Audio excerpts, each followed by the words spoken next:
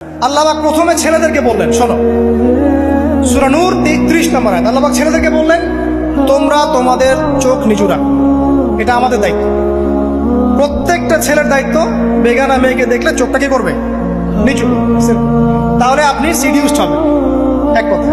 2 number, আল্লাহ পাক আমাদেরকে বললেন, তোমরা তোমাদের লজ্জাস্থানকে হেফাজত করো। কাদেরকে? আমাদেরকে, মানে ছেলেদেরকে।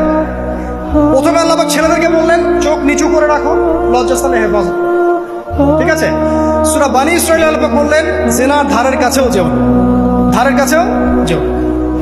আল্লাহ পাক আরো বললেন, যদি কেউ জিনা করে ফেলে, সূরা নূরে, তাহলে তাকে 100টা বেত্রাঘাত করতে হবে। কয়টা? 100টা, এবং 1 বছরের জন্য তাকে বহিষ্কার করতে হবে। আল্লাহ পাক শাস্তিও দিলেন, শুধু তাত্ত্বিক বিধান দেন নাই, শাস্তিও দিয়েছেন। কারণ শুধু তাত্ত্বিক বিধান দিয়ে হবে? আমি যদি ওয়াজ করে বেড়াই, ভাই মদ খায় না, মদ খায় না, কোনো শাস্তি না অ্যাপ্লাই করি, তাহলে কি মদ ছাড়বে মানুষ? আমরা যদি বলি হত্যা করা মহাপাপ, মহাপাপ, দুর্নীতি করা মহাপাপ, মানুষ দুর্নীতি ছাড়বে? ছাড়বে না, যতক্ষণ না শাস্তি নিশ্চিত করা যাচ্ছে। আল্লাহ পাক তাত্ত্বিক কথা শুধু বললেন না, শাস্তিও নিশ্চিত করলেন। তারপর আল্লাহ পাক আরো বললেন, যদি বিবাহিত কোনো ব্যক্তি ব্যভিচার করে, তাহলে তাকে রজম করতে হবে, মাটিতে পুঁতে তাকে পাথর নিক্ষেপ করে হত্যা করে। ঠিক আছে? শাস্তি। এরপরে দেখেন আল্লাহ পাক মেয়েদেরকে বলছেন, মেয়েদেরকে বলছেন, তোমরা মূলত ঘরে থাকো। যদি বাইরের পরিবেশ তোমাদের অনুকূলে না থাকে, তোমরা ঘরে অবস্থান করো। ওয়াকরনা ফি বুয়ুতিকুন্না ওয়ালা তাবাররুজনা তাবাররুজাল জাহিলিয়াতিল উলা। তোমরা মূলত ঘরে থাকো। জাহিলি যুগে মেয়েরা যেভাবে নিজেদেরকে প্রদর্শন করে বেড়াতো, এই কাজটা তোমরা করো না। যদি করো তাহলে সমাজে বেহায়াপনা, ফায়সা বেড়ে যাবে, তোমরা নিজেরাই ক্ষতিগ্রস্ত হবে, যেটা ওরা হচ্ছে এখন।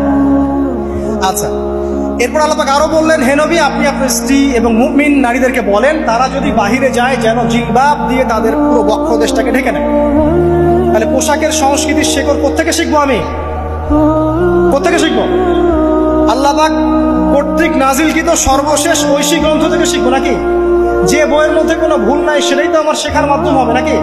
নাকি যে দর্শনে 1000টা ভুল সেটা শিখবো আমি? আল্লাহ পাক এখানে বলছেন, মুমিন নারীদেরকে বলো, বাইরে গেলে পরে তারা যেন জিলবাব দিয়ে, কাপড় দিয়ে সুন্দর করে বক্ষদেশ ঢেকে রাখে। বোরখার কথা এখানে নাই শব্দে। ঠিক আছে? ঢেকে রাখা ঢিলে ঢালা পোশাকের কথা এসেছে। আচ্ছা, আসেন, আল্লাহ পাক আরো বললেন যে তোমরা অমুক অমুক অমুক অমুক, যেমন আপনার বাবা, আপনার ভাই, আপনার এই যে সন্তান, এই যে মাহারাম যারা আছে, এদের সামনে ছাড়া অন্যদের সামনে যখনই যাবে, তোমরা কিন্তু হিজাব অবলম্বন।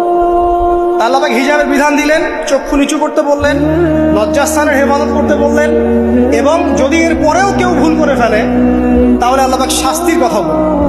আল্লাহ পাকের সিস্টেমটা সুন্দর হলো না? এই সিস্টেমটা নবী সাল্লাল্লাহু আলাইহি ওয়াসাল্লাম অ্যাপ্লাই করলেন, সমাজ থেকে সমস্ত জেনা ব্যভিচারের ভিত্তি উঠে চলে। সুবহানাল্লাহ বলবেন না?